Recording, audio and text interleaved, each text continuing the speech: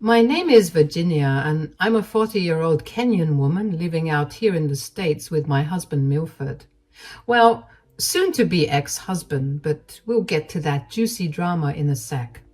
Milford and I have been together for over 20 years at this point. Married right out of college when we were just dumb kids, really. I love that goofy boy to pieces. He had this big smile and an even bigger heart, you know. Just the sweetest, most caring guy you could ever hope to meet.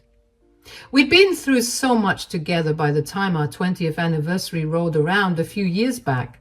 Struggled with money problems, family drama, all types of crap that could have torn a couple apart if the love wasn't truly real. You feel me?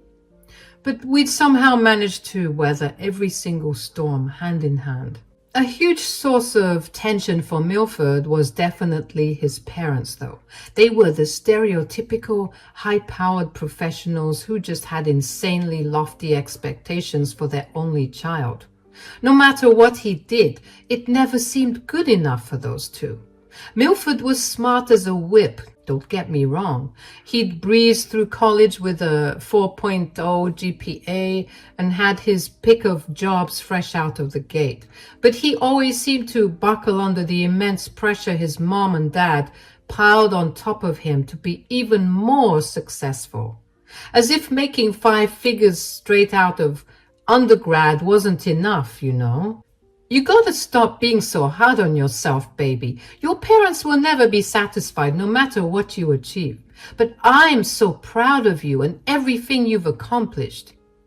I know. I'm being stupid again, letting them get in my head like this. It's just, I don't ever feel like I can live up to their impossible standards, you know.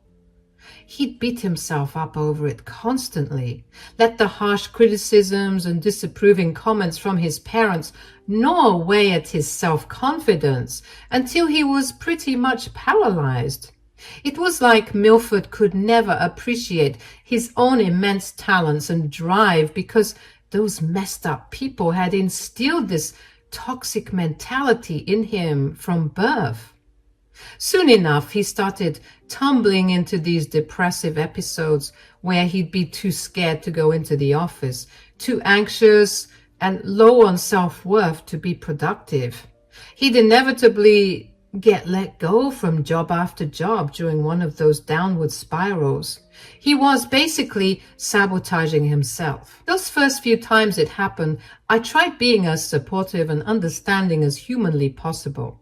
I'd pick up a second low-wage job to help keep us afloat while Milford searched for a new gig during his break period. That's what we'd call it. A little stretch of time where he could reset his mindset away from that toxic family environment. And listen, I didn't mind doing that for him at all in the beginning. We were still young, didn't have any kids yet, and I knew he'd get back on his feet before too long. Milford was just too brilliant and capable for those depressive funks to keep him down permanently. But, well, you can probably see where this is going, right? Those little break periods started stretching out from weeks into months. Suddenly, I'd be juggling 2 or 3 jobs for years at a time, running myself ragged just to afford our tiny apartment. While Milford just sat around the house feeling worthless. He'd send out countless resumes and cover letters, book interviews galore, but as soon as the employer would dig into his work history, every single one would turn him away. Too many gaps in his employment, too many sudden resignations that were really him getting canned. He just couldn't escape that vicious cycle, you know.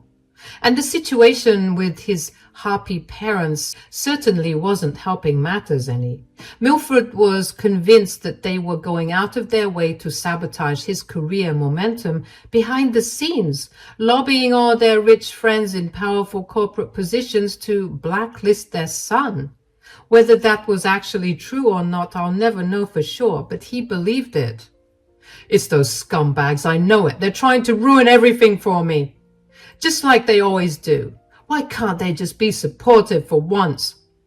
Baby, you don't know that for sure. Your parents can be overbearing jerks, but they're still your family. They wouldn't try to destroy your life like that, right? Trust me, babe. I can feel it in my gut. Maybe we should reach out to them, let them know that we need help. I can't keep juggling all these jobs on my own, babe. Reach out? Are you crazy? And let them win? They think I don't know that they have their fingers in all the pies I'm getting involved with. They want me to buckle and fall right into their trap of asking for help. I won't fold. I wanted so badly to believe that Milford's parents couldn't stoop to those depths. But if I'm being honest, those two always gave me slight sociopath vibes. They viewed their son as more of a status symbol than an actual person with feelings and aspirations of his own. Valuing appearances over his emotional well-being, too. Would they really go as far as smearing his professional reputation just to keep him in line under their toxic control? I hope not. At a certain point, though, I just got downright fed up with Milford's shtick. I even stopped believing in the whole "my parents are sabotaging me" bit. It was clear that they knew nothing about Milford's work endeavors, because if they did, they would have broken down our door and yelled at him for 3 days straight. We'd been struggling for years, scraping to get by while I worked myself to the bone. All because my husband had somehow convinced himself he was ill-equipped to handle the career his elite education had more than prepared him for. As the years rolled around, the quality of his jobs decreased. I mean, it made sense. No one wanted to hire the guy who was just mucking about. So it was crazy how this guy with a graduate and honors in business with a 4.0 GPA was struggling so hard to find even a managerial position in some warehouse or a factory. It was embarrassing and pathetic, but I stuck by my man because that's what you're supposed to do. The final straw came around Milford's 40th birthday. He'd landed himself a pretty decent gig at an investment firm, good pay, solid benefits, plenty of room for advancement. Definitely a step up from the last round of jobs he went through. I guess he really liked it in the interview because these guys were willing to take a chance on my husband. Could have finally let me stop killing myself at those low-wage jobs to make ends meet, you know. Things were supposed to be looking up, and I was thinking of retiring soon because I was so exhausted. But of course, leave it to Milford to get out of that situation too. Apparently, the big 4-0 had him going through some sort of midlife crisis or whatever. So he went ahead and got sloppy drunk at his office birthday party, making an absolute fool of himself.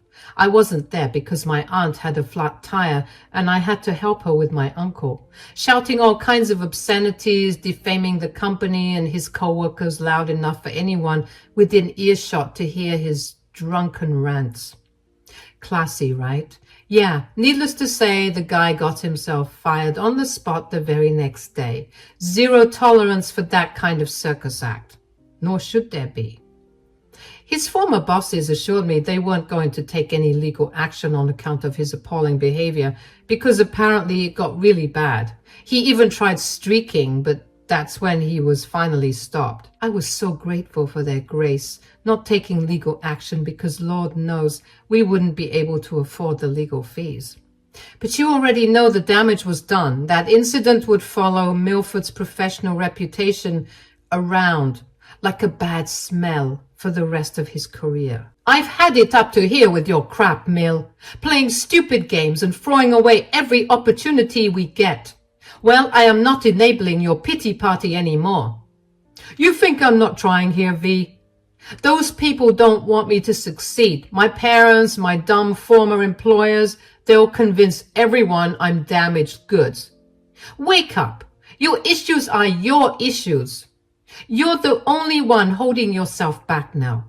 I can't keep cleaning up your messes while breaking my back to keep a roof over our heads. He tried blaming his family again, tried dragging up all those old workplace beef as excuses for why each job prospect fell apart before his eyes. But I'd heard enough of those flimsy sob stories to last me a lifetime. The truth was, Milford had somehow managed to fully internalize his parents' soul-crushing negativity to the point of becoming his own worst enemy. He was the only one sabotaging his own success anymore. Not those jerks who birthed him, not some evil corporation blacklisting him. Just Milford getting in his own way like he'd done a million times before, caving under the weight of expectations he couldn't stop piling on himself, no matter how much I reassured him. He just couldn't shake those destructive thought patterns.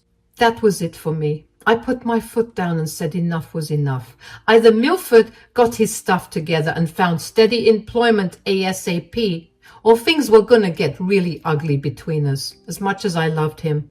I couldn't let him keep dragging me down into his pit of negativity and hopelessness. Well, sadly, my stubborn husband just wouldn't see the light. For the next 6 years, Milford somehow convinced himself that he'd never be able to find a job again after that investment firm debacle. He remained completely unemployed that entire stretch, not even bothering to seriously look for work or contribute to our household. I was out there putting in 60 to 70 hours a week between multiple jobs, doing everything humanly possible to keep a roof over our heads and food on the table. Meanwhile, Milford just vegged out on the couch, binge-watching TV and slowly withering away into an empty husk of self-loathing. I should have kicked his butt to the curb right then and there, to be totally honest. Filing for divorce would have been the smart play after Milford flat out refused to get his life back on track as I demanded.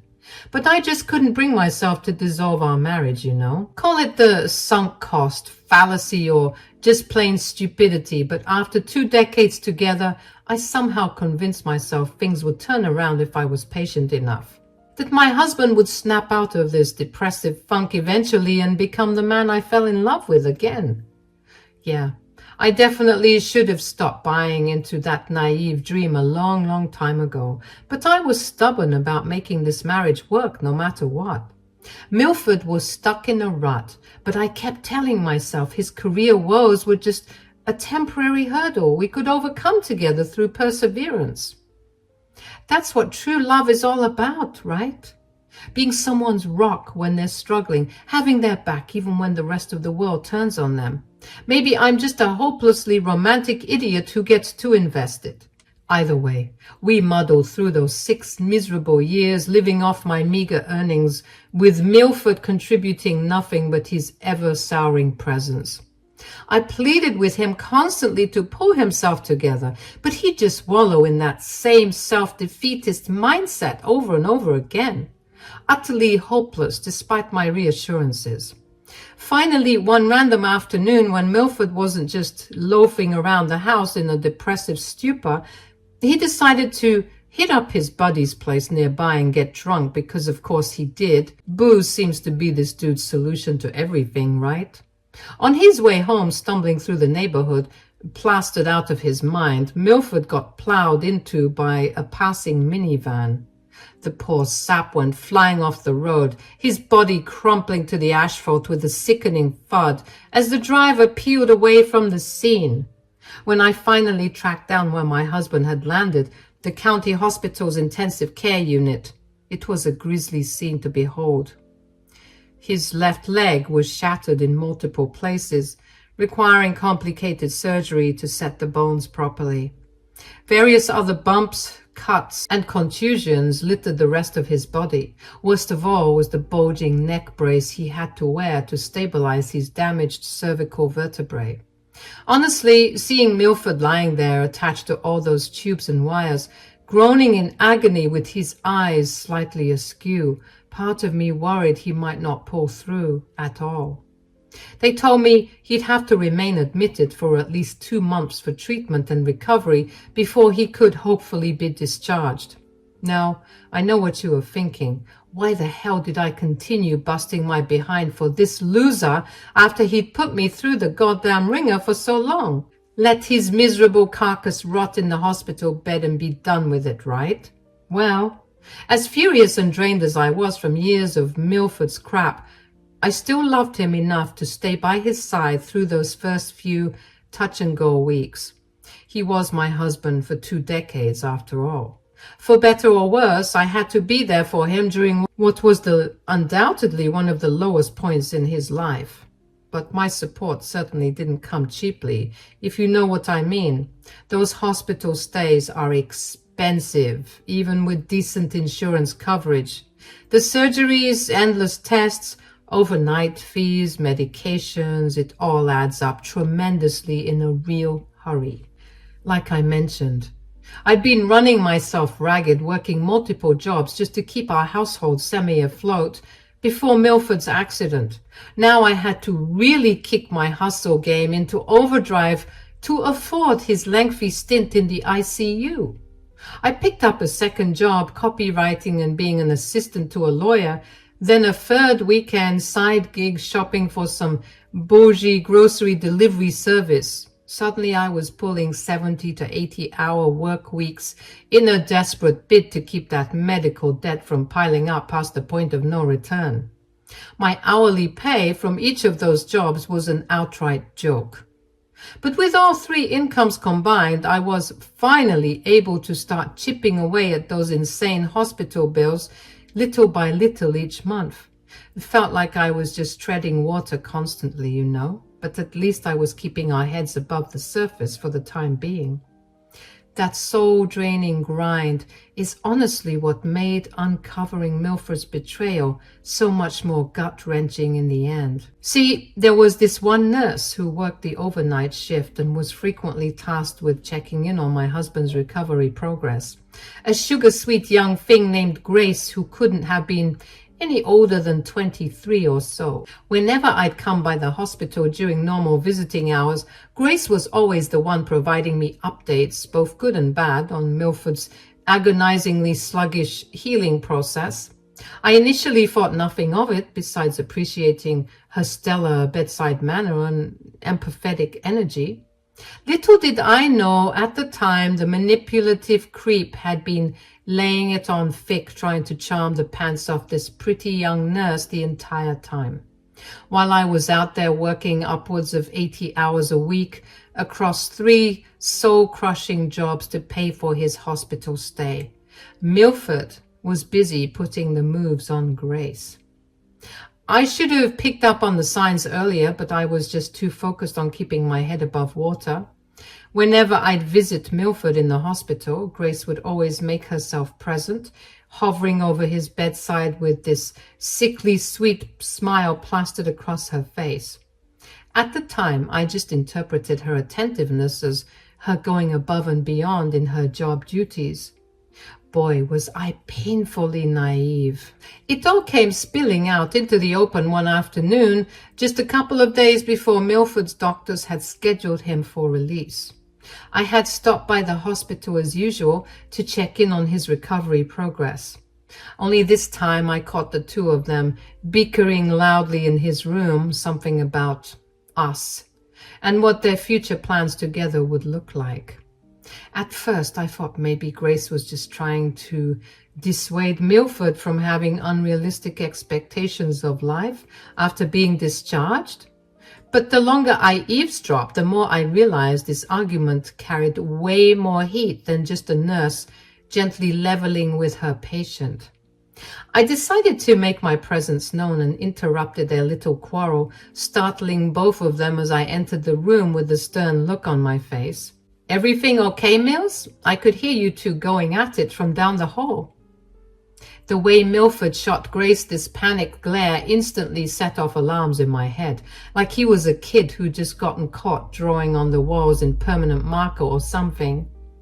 The nurse seemed equally flustered, her cheeks flushing bright red as she searched for an excuse.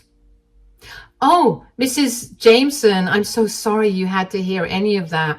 Your husband and I were just having a minor disagreement about his physical therapy routine. Please pay it no mind." "Uh-huh, physical therapy, huh? Is that what the kids are calling it these days?" I shot Milford a look that said, "You better start talking before my imagination runs wild here." Judging by his silence and inability to meet my gaze, I already had my answer. My stomach turned as the horrible truth started dawning on me. This damn nurse had successfully seduced my husband right under my nose, buttering him up while I was working myself half to death, taking care of his medical needs. I could feel hot tears starting to well up in my eyes, but I refused to let them fall. Not until I heard Milford confirm my suspicions. Himself. "You lying sack of crap. Tell me the truth, Mills. Have you been messing around with this girl behind my back?" He opened his mouth to respond, but I could see the shame and guilt riddled across his face before any words came out. Still, I needed to hear him audibly admit to his unfaithful transgression, plain as day. "Well, might as well come clean then, right, Grace? It's okay. We'll be okay." "What do you mean we'll be okay? What the heck is going on?" "We've gotten really close over the past few months while she was caring for me." My body went numb at hearing those words, as all the air had suddenly been sucked out of the room. My worst fears were brought to life right in front of me. I could feel Gracie's eyes burning 2 holes into the sides of my head, but I refused to so much as look in her direction. "I tried fighting these growing feelings I was having, but I don't know. My feelings for you haven't changed, V, but there's something undeniable between Grace and me that—" "Can it, Milford? I've heard more than enough of your BS excuses over the years." I raised a hand to silence him, feeling my rage reaching a boiling point with each syllable that oozed out of his filthy liar's mouth. How dare he? After everything I'd sacrificed for him, the literal blood, sweat and tears I'd poured into keeping our household afloat all this time, and he has the audacity to cheat on me? "I'm not going home with you, V." My head was spinning as I struggled to fully process the depth of Milford's betrayal. Had he just been carrying on an emotional affair with Grace this whole time? Or had things actually gotten physical between them at some point too? Considering he'd be wheelchair-bound and utterly immobilized for months, the thought of him and this nurse going all the way seemed pretty far-fetched. But the way she was hanging on his every word, tenderly rubbing his shoulder throughout our spat, I couldn't be too sure, could I? I wanted to unleash years of pit-bottled anger and resentment upon them both right then and there, to bellow obscenities until my voice went hoarse while slapping that sheepish puss off both of their stupid faces. Part of me even pictured grabbing a nearby bedpan and smashing it across Grace's dumb smirk. Maybe give Milford a nice whack upside the head too, whilst I was at it, really drive the point home that he'd betrayed me in the worst way possible. But I stopped myself before doing anything too rash that I might forever regret. As much as they'd blindsided and disrespected me, stooping to physical violence wouldn't solve a damn thing.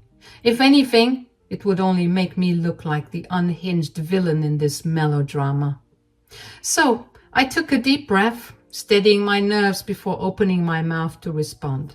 I needed to keep my wits about me in order to properly strike back at those 2 snakes in a way that really hit them where it hurt. "You know what, Milford? I'm not going to stand here arguing until I'm blue in the face. Let's just rip the Band-Aid off already." I turned to face Grace, staring directly into her eyes for the first time since entering the room. She was much prettier in person than I would have expected for a homewrecker. Slim figure, olive skin complexion, long dark hair pulled back into a ponytail. I could certainly understand the physical attraction, even if her personality seemed hollow and transparently materialistic. "You 2 lovebirds seem to have everything all figured out, so by all means go off, be together. Why don't you? Just don't go thinking for 1 second that it'll be on my dime." Milford's face briefly contorted in confusion at my surprisingly chill reaction. Grace just kind of smirked like she couldn't believe I was taking this all so calmly, like she'd already counted me out as some sad, resigned doormat of a wife. With all due respect, Mrs. Jameson, your situation with your husband is none of my business. Whatever happens next between you 2 is—" "Oh, cut the phony respect act, sweetheart. You forfeited all respect the moment you spread your legs for my husband. Honestly, how embarrassing for you. And listen, as hard as it's gonna be, I am willing to take the high road here."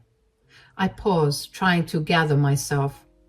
I simply won't be paying another dime towards Milford's sky-high medical bills, not one single penny more after he so brazenly betrayed me with his shameless side piece over here. The look on Milford's face at that moment, panic, fear, sudden grave realization of what was happening, will forever be etched into my memory.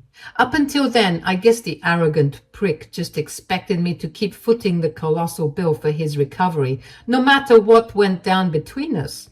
What an idiot. Well, wait, Virginia, you can't be serious. Those bills are tens of thousands of dollars. There's no way in hell I could cover all that on my own after being out of work for so long.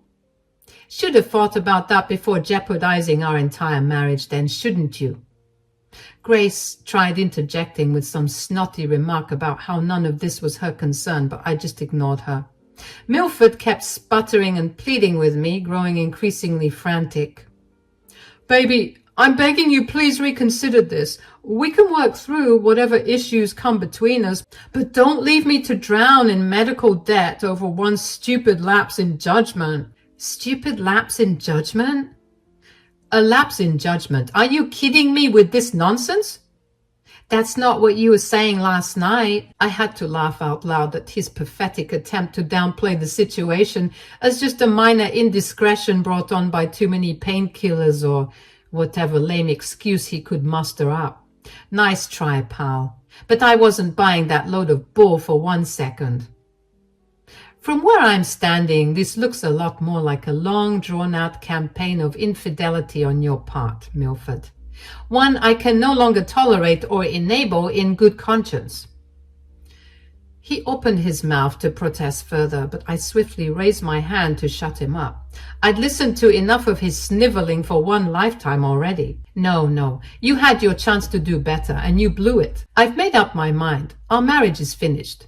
I'll be filing for divorce first thing tomorrow morning and getting this financial burden off my hands for good. Let's pray that your little nursie over here can foot the bills. That is if she'll be having this job for long. What? Ma'am, like I said, this has nothing to do with... Oh, this has everything to do with you, sweetie. You think you're getting out of this scot-free? Right after I leave this place, I'll be reporting to your supervisor. Let's see how they handle their nurse being a grade A homewrecker. The room fell into this thick, palpable silence as my words seemed to really sink in for both of them.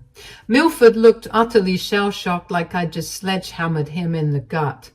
Grace just stared at me in sheer disbelief, clearly not expecting things to escalate so rapidly. But I wasn't quite done driving the full weight of their self-made crisis home just yet. After letting the gravity of my decision to divorce Milford sink in, I decided to twist the knife just a little bit deeper while I had them both squirming. Hey, can you blame me? This conniving pair had not only disrespected me as a wife, but pretty much destroyed any remaining dignity I had left. I was owed at least a few parting shots for the road. First up was my so-called husband, who was still blubbering and begging me to reconsider my stance on covering his astronomical medical debt. The sheer panic etched across his face told me he'd gotten way too comfortable relying on my income to fund his lifestyle. Well, that free ride was officially over. Don't even bother trying to grovel your way out of this one, Milford. I'm completely serious. You're on your own to figure out this financial catastrophe you've created yourself. But how, Virginia? You know I haven't been employed in years. There's no way I could ever pay off that kind of money by myself. Please, I'm broke. Not my problem anymore, dear husband. Maybe you should have thought twice about jeopardizing our marital security before betraying me with this. I gestured dismissively towards Grace, who had gone awfully quiet once the reality of the situation became clear. Up until then, she'd probably envisioned herself some kind of reformed trophy wife, set to live it up on Milford's hard-earned money while playing house with my soon-to-be ex-husband.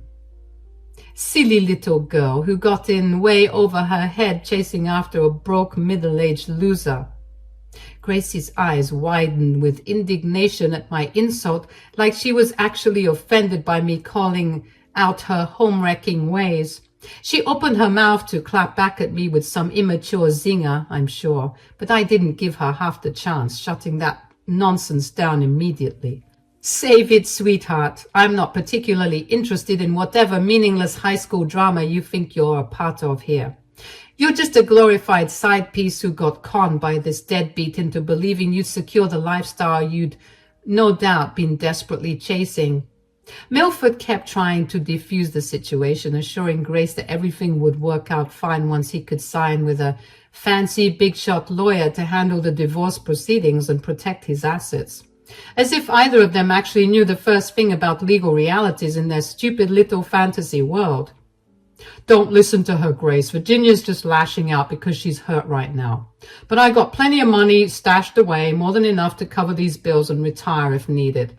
My parents have connections too that can make any pesky legal issues That's when I couldn't hold back my uproarious laughter any longer, cutting Milford off mid-sentence as I doubled over in a fit of incredulous hysterics. His desperation was truly reaching sad, cringeworthy levels now, invoking his wealthier parents' power as some last-ditch leverage tactic, as if I hadn't witnessed firsthand how toxic and unsupportive those monsters were over the past 2 decades. Your parents?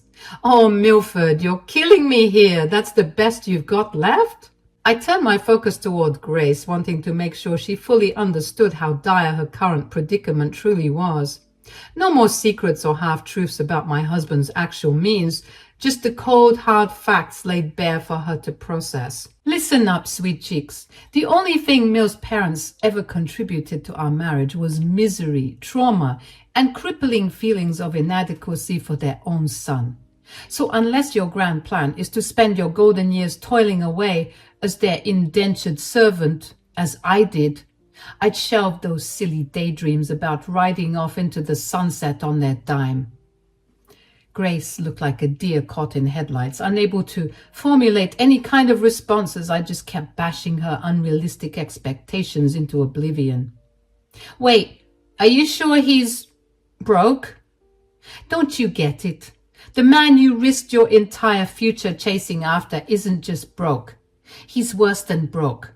Dude's been chronically unemployed going on 6 years now, not earning a single dime to his name. I've had to work upwards of 80 hours a week, taking on multiple low-wage jobs just to keep his bum ass afloat before this whole sordid hospital stay. And like I said, his parents practically hate him. Don't they, Milford? You lied to me? You told me you had money. Well, that shouldn't matter, Grace. You said you loved me. What the hell would I look like being with a broke, ugly man? You lied to me. Ugh, you wasted my time. The more I revealed, the more I could see Grace's deluded fantasies crumbling all around her. She was super pissed too, yelling at Milford and telling him he was good for nothing. Milford just sat there in his hospital bed, hands covering his face, as the painful truth after truth poured out of my mouth. After I said my piece, revealing everything out in the open, I decided to leave without so much as looking at those 2 idiots. I left them to squabble, Milford still trying to save face by lying about this imaginary money he supposedly had. It was so pathetic, and it's honestly embarrassing to be associated with him. I, of course, reported Grace to her supervisor and the front desk and told them to check their cameras for proof, as I'm sure the 2 dummies didn't even think of cameras being a factor. I went home, packed Milford's crap, not like there was much anyways, and put it on the curb. I didn't care what would happen to it, just that I was in my own space now and had to pick up all the broken pieces.